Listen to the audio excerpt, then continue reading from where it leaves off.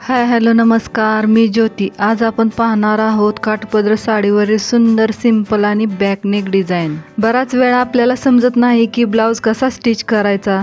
साडी आणल्यानंतर आपण विचार करत बसतो ब्लाऊज कसा शिवायचा. तर आज मी काठपदर साडीवरील सुंदर अशी बॅकनेक डिझाईन तुमच्याशी शेअर करणार आहे. ही डिझाईन तुमच्या कस्टमरलाही खूप आवडेल. त्याचबरोबर अशा पद्धतीने तुम्ही तुमच्या ब्लाऊजवर डिझाईन केली तर मैत्रिणींनाही खूप आवडणार आहे. काठपदर साडीवरील अशी डिझाईन ब्लाऊजला वेगळाच लुक येणार आहे.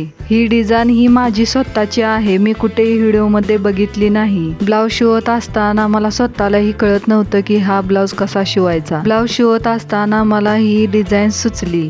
ही डिझाईन तुमच्याही ब्लाऊजवर नक्की ट्राय करा. व्हिडिओ आवडल्यास लाईक, शेअर, सबस्क्राईब करा. चला तर पाहूया ही डिझाईन कशी बनवायची. ही डिझाईन करण्याची एकदम सोपी पद्धत आहे. नवीन शिकणाऱ्यासाठी ही खूप सोपी पद्धत आहे.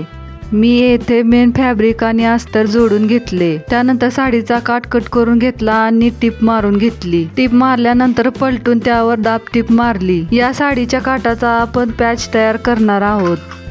आधी मी पॅच तयार करण्यासाठी अस्तरवर डिझाईन करून ठेवली होती. साडीच्या काठावर अस्तरवर तयार केलेली डिझाईन ठेवणार आहोत आणि साडीच्या काठापासून पॅच तयार करणार आहोत. अशा पद्धतीने डिझाईन तयार केल्यावर खरंच खूपच सुंदर दिसते. हा साडीचा तयार केलेला काठ उलटा ठेवायचा आणि त्यावर केलेली डिझाईन ठेवायची. व्हिडिओमध्ये दाखवल्याप्रमाणे उलट सुलट बघून फॅब्रिक ठेवायचं आणि पहिल्यांदा गोल गळ्याला टिप मारायची. आखून घेतलेली डिझाईन त्यावर टिप मारून घ्यायची.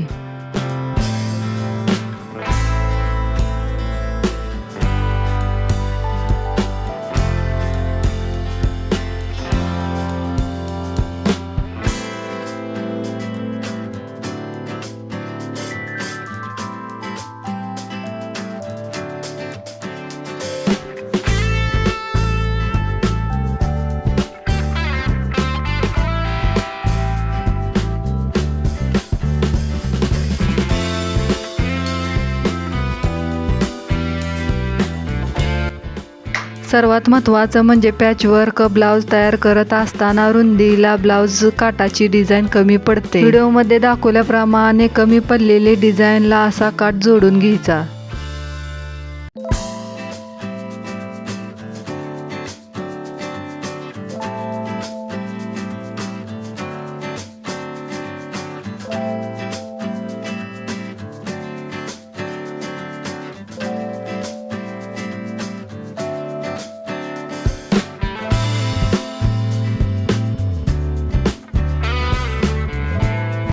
व्यवस्थित काठ जोडून झाल्यानंतर गोल गळा कट करून घ्यायचा.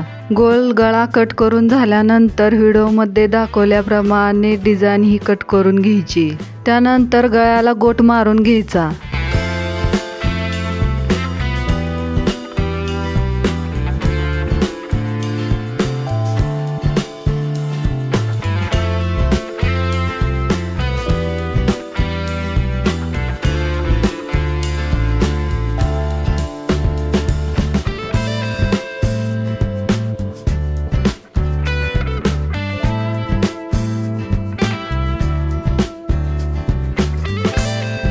गोट मारून झाल्यानंतर केलेल्या डिझाईनला कडेकडेने लेस लावून घ्यायची. नेहमी लेस लावत असताना लेसवर 2 वेळा टिप मारायची.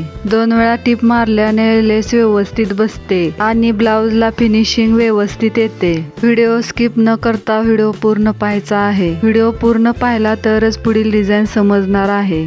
व्हिडिओ आवडल्यास लाईक, शेअर, सबस्क्राईब करा आणि कमेंट करून सांगा की ही डिझाईन तुम्हाला कशी वाटली. त्याचबरोबर ही डिझाईन बनवण्यासाठी ही खूप सोपी आहे. तुमच्या मैत्रिणींनाही ही डिझाईन शेअर करा. ही डिझाईन बघितल्यावर बायका म्हणणार आहेत कुठून हा ब्लाऊज शिवला आहे. तुम्हालाही अशी डिझाईन करायची असेल तर तुमच्या टेलरनीला ही डिझाईन सुचवू शकता.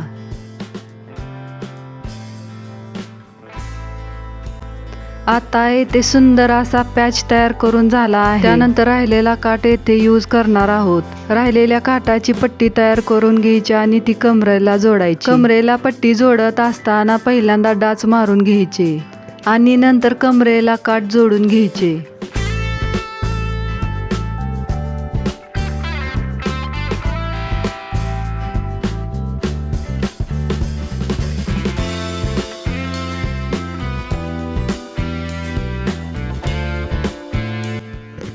अशी व्यवस्थित कमरेला पट्टी जोडून झाल्यानंतर खाली ही डिझाईन करणार आहोत. राहिलेल्या काटाचे असे त्रिकोण तयार करून घेतले आणि कमरेला जोडले. पूर्ण कमरेच्या खालच्या साईडला हे त्रिकोण जोडायचे आहेत. अशी डिझाईन खरंच खूप सुंदर वाटते आणि ब्लाउजला वेगळाच लुक येतो.